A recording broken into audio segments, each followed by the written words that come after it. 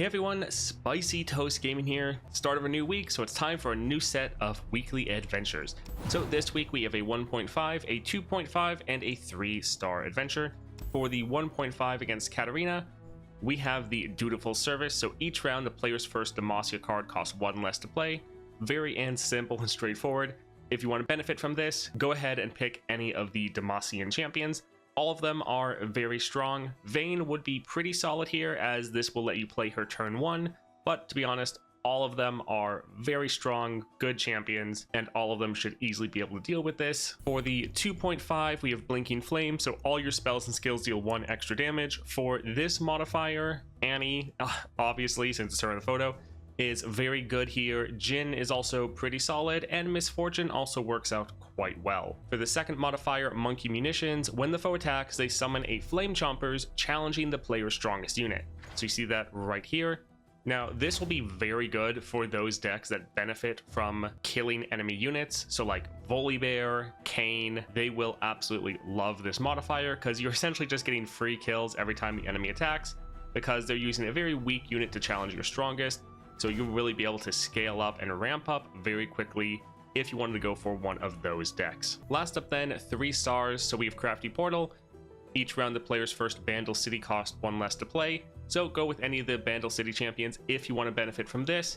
However, you're only going to get like a half benefit because all of them are multi-region champions. So some of the cards they have in their deck aren't actually from Bandle City, and so some of your cards won't get this cost reduction. So the Bandle City champions, Teemo, Yuumi, Veigar, Gnar, any of them will be okay here, but honestly you might just want to ignore this modifier. We have the Iterative Enhancement, so each round the foe summons the next turret, so every round they're getting more and more powerful, and then when they get to like 7 or 8 mana, they summon like an 8/8 T-Hex every single round. So this is somewhat putting a timer on your game, as the enemy is just going to get free value every round.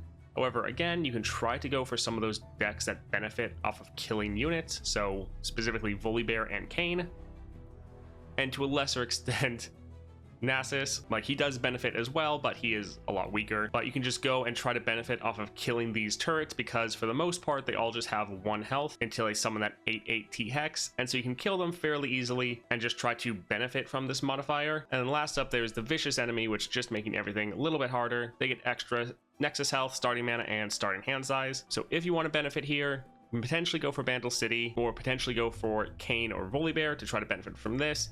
But you'll probably do what almost everyone does, which is just break out some of their OP champions, such as like Jinx or Aurelion Sol, and just dominate the adventure. Overall, a pretty easy and simple week. I don't think this should be very challenging.